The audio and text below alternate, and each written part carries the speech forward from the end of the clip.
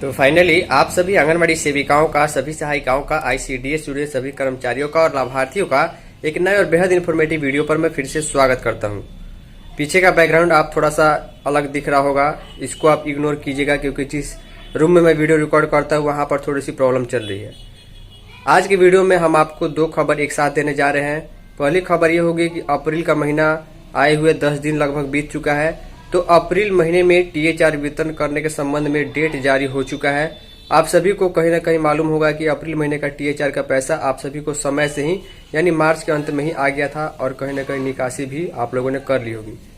तो अप्रैल का पोषाहार जल्द ही वितरण होगा। इसके अलावा आज 11 अप्रैल 2026 के लिए पोषण पखवाड़ा डैशबोर्ड पर आज के लिए जो डाटा एंट्री रहने वाली है उसके बारे में भी हम आपको इस वीडियो में जानकारी देने जा रहे हैं कि आज की डेट में कौन सी डाटा एंट्री आपको करनी है और साथ में टीएचआर वितरण दोनों की जानकारी है।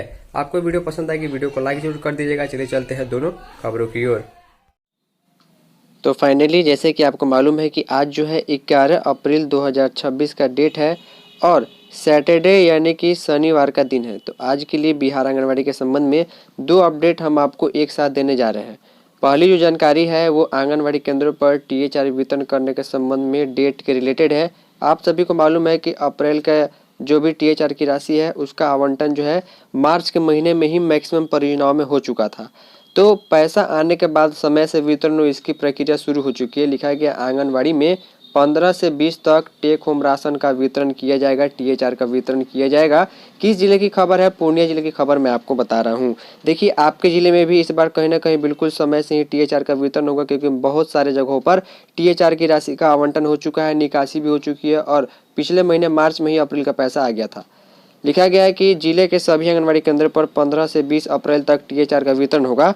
जिला पदाधिकारी अंशुल कुमार ने जिला अंतर्गत सभी बाल विकास परियोजना के आंगनबाड़ी केंद्रों पर पूरक पोषण मद में प्राप्त आवंटन से माह अप्रैल 2026 का टीएचआर वितरण का निर्देश दिया है। टीएचआर में रेसिपी के अनुरूप रेडी टू कुक सामग्री टीएचआर वितरण फेशियल रिकॉग्निशन सिस्टम यानी कि एफआरएस के माध्यम से ही करना है।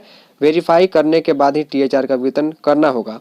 टीएचआर वितरण के दौरान मोबाइल नेटवर्क एवं सर्वर इशू को ध्यान में रखते हुए 15 से 20 अप्रैल के बीच की तिथि निर्धारित की गई है। जिला पदाधिकारी द्वारा आदेशित किया गया कि सभी सीडीपीओ आईसीडीएस निदेशालय बिहार पटना के दिशा निर्देश के आलोक में निर्धारित रेसिपी के अनुरूप जो गर्भवती है, धात्री है, कुपोषित, अति कुपोषित जो बच्चे हैं और सामान्य बच्चों को रेडी टू कुक सामग्री निर्धारित तिथि को उपलब्ध कराना सुनिश्चित करेंगे। आंगनबाड़ी केंद्रों पर लाभार्थियों को रेसिपी के अनुरूप रेडी टू कुक सामग्री वेट मशीन द्वारा तौलकर निर्धारित मात्रा में उपलब्ध कराने का निर्देश दिया गया है। यानी कि वेरीफाइड लाभार्थी को ही पोषाहार देना है और उसमें भी सबसे बड़ी बात यह है कि किसी भी प्रकार की लापरवाही नहीं होनी चाहिए, वजन में भी घटतौली वगैरह नहीं होनी चाहिए। लिखा गया कि जिला पदाधिकारी द्वारा उक्त निर्धारित तिथि को टीएचआर वितरण के निरीक्षण एवं पर्यवेक्षण हेतु वरीय पदाधिकारी, संबंधित अनुमंडल पदाधिकारी, प्रखंड विकास पदाधिकारी, बीडीओ और सीओ की प्रतिनियुक्ति की गई है। यानी सभी अधिकारी पदाधिकारी इस दौरान जाँच करेंगे। प्रतिनियुक्त जांच अधिकारियों को निर्देश दिया गया है कि टीएचआर वितरण हेतु निर्धारित तिथि को अपने अपने आवंटित प्रखंड के पंचायतों में भ्रमणशील रहकर टीएचआर वितरण की जांच करते हुए निर्धारित प्रपत्र में जांच प्रतिवेदन डीपीओ आईसीडीएस पूर्णिया की ईमेल आईडी पर सुनिश्चित करें कि आखिर कहां किस प्रकार जांच में क्या मिला और वितरण सही से हुआ या नहीं हुआ। तो ये पूर्णिया जिले की खबर है। 15 से 20 अप्रैल महीने का टीएचआर का वितरण होगा। तो ये पहली खबर थी। चलिए दूसरी खबर में हम आपको वो चीज़ें दिखाते हैं, समझा देते हैं कि आखिर जो है आज के लिए जो है पोषण जो अभियान है यानी कि पोषण पखवाड़ा जो है उसके लिए कौन कौन सा थीम रहेगा और एक्टिविटी क्या रहेगा, बाकी सारी चीज़ों की जानकारी हमने आपको दे दी है। हिंदी इंग्लिश लैंग्वेज के बारे में किस प्रकार आपको डाटा एंट्री करनी है। तो ध्यान दीजिएगा, दूसरी खबर में हम आपको दिखा रहे हैं कि पोषण पखवाड़ा जो 9 अप्रैल से 23 अप्रैल तक चल रहा है उसके कैलेंडर में आज 11 अप्रैल दिन शनिवार को कौन कौन से थीम को आप सेलेक्ट करके 4-5 जो है मिनिमम 5 और मैक्सिमम 5 डाटा एंट्री आप कीजिएगा। पहला जो थीम है जो 9 से 15 अप्रैल यानी पहले सप्ताह तक डेली चलेगा। यहाँ पर मातृ एवं शिशु पोषण, इसको आप हिंदी में भी जाकर कर सकती है। वेबसाइट का डिटेल, लॉगिन का डिटेल और डाटा एंट्री फोटो अपलोड करने का सारा तरीका मैंने आपको बता दिया है। इस थीम के अंतर्गत 4-5 एक्टिविटीज़ का नाम दिया गया, इसमें से कोई भी एक्टिविटी आप सेलेक्ट कर लीजिएगा।